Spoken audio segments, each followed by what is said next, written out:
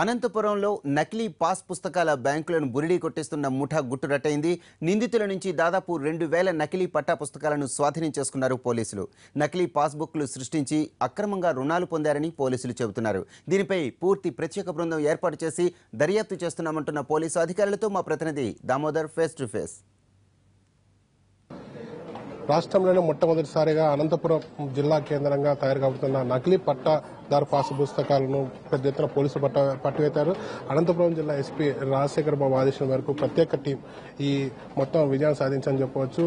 Pass పుస్తకాల వల్ల subsidy అలాగే బోగస్ రుణాల పెద్ద ఎత్తున పొందడం జరిగింది. మనం ఇప్పుడు కొద్దిసేపు క్రితమే ఎస్పీ రాజశేఖర్ బాబు ప్రెస్ మీట్ పెట్టారు.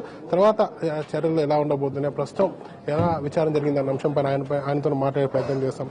సార్, రాష్ట్రంలోనే మొట్టమొదటిసారిగా నకిలీ పాసు పుస్తకాలు పెద్ద ఎత్తున పట్టుబడడం జరిగింది. ఈ విచారణ ఎలా జరిగింది, భవిష్యత్ విచారణ ఎలా జరుగుతుంది?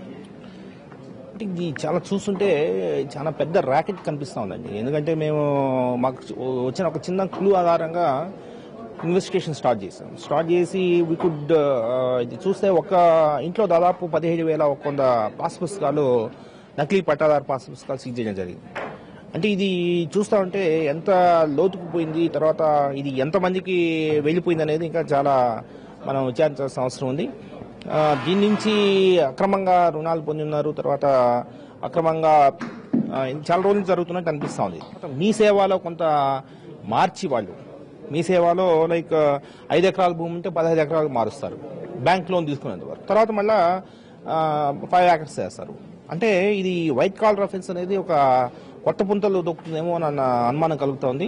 ఖచ్చితంగా ఇది టోటల్ గా రూట్స్ వరకు కూడా ఇది ఛేదించాల్సిన అవసరం. ఎందుకంటే ఇది మన టోటల్ బ్యాంకింగ్ వ్యవస్థను, తర్వాత ప్రభుత్వం చేస్తున్న సంక్షేమ పథకాలకు నీరు కాల్చేలాగా ఉంది. ఖచ్చితంగా దీని మీద ఇన్డెప్త్ గా ఒక స్పెషల్ టీం పెట్టి ఇన్వెస్టిగేషన్ చేస్తారు. ఇటు రెవెన్యూ, అలాగే మీడియా, అలాగే బ్యాంకు సిబ్బంది పాత్రపైన కూడా పెద్ద ఎత్తున ఆరోపణలు వస్తున్నాయి.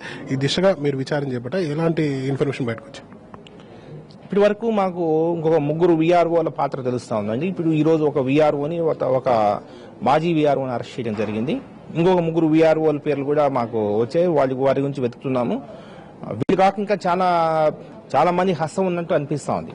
సో ఇది ఇన్డెప్త్ గా మనం ఇన్వెస్టిగేట్ చేస్తే కానీ బయటకు రాదు.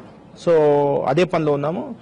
ఇది ఒక ఇన్స్పెక్టర్ లేదంటే ఒక SIO చేసే కార్యక్రమం కాదు. ఇది భారీ ఎత్తున ఒక పెద్ద టీం ఏర్పాటు చేసేసి ఇందులో బయటకు తీయాల్సిన అవసరం ఉంది. Will do that. దీనికి సంబంధించి 2 ప్రధాన బ్యాంకుల ద్వారా దాదాపు కోట్లు కొల్లగొట్టారనేది ఒక ఆరోపణ ఉంది. ఎందుకంటే ఈ పుస్తకాలకు సంబంధించి 100 ఎకరాలు 200 ఎకరాలు కూడా బ్యాంకులో లోన్ ఇచ్చారు, బ్యాంకు సిబ్బంది సహకరించిన ఆరోపణ. దీనిపైన విచారణ ఎలా చేయబోతున్నారు, భవిష్యత్ విచారణగా ఎలాంటి కమిటీని ఏర్పాటు చేశారు?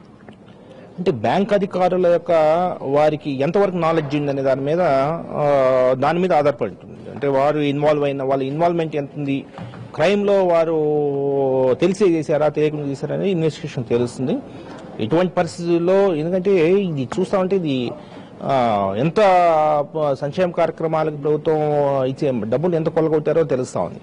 సో దీని మీద లోతుగా విచారించాల్సిన అవసరం ఉంది. ఎటువంటి వ్యక్తులున్నా, దీని వెనకాల ఎవరున్నా కూడా, ఎంత పెద్దవారైనా కూడా విడిచిపెట్టే ప్రసక్తి లేదు. పై స్థాయిలో విచారణ చేయడానికి మీరు ఉన్నతాధికారి ఆదేశాలు తీసుకుని ముందుకెళ్తారా? దానికోసం కమిటీని ఏర్పాటు చేస్తారు.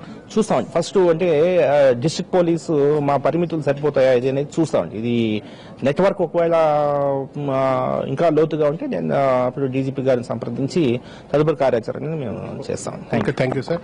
పూర్తి స్థాయిలో మనం చూడవచ్చు, ఈ నకిలీ పాసు పుస్తకాలకు సంబంధించిన అతిపెద్ద రాకెట్ ను అనంతపురం జిల్లా పోలీసులు ఛేదించారు. ఏదైనప్పటికీ మున్ముందు జరగబోయే దీని విచారణ సంబంధించి DGP ఆదేశాల మేరకు పూర్తి స్థాయిలో విచారణ చేపడతామని ఒక కమిటీని కూడా ఏర్పాటు చేసి భవిష్యత్ విచారణ కొనసాగిస్తామని ఎస్పీ రాజశేఖర్ బాబు చెప్తున్నాడు. మరోవైపు ఏదైతే ఉందో 3 VROల పాత్ర కూడా దీంట్లో ఉన్నట్లు ఎస్పీ స్పష్టం చేయడం జరిగింది. పూర్తి స్థాయి విచారణ కొనసాగిస్తామని, అలాగే భవిష్యత్తులో ఇలాంటి ఘటనలు జరగకుండా కఠిన చర్యలు తీసుకుంటామని ఎస్పీ రాజశేఖర్ బాబు చెప్తున్నారు. ఇది ఇక్కడ పరిస్థితి. హైదరాబాద్ స్టూడియో.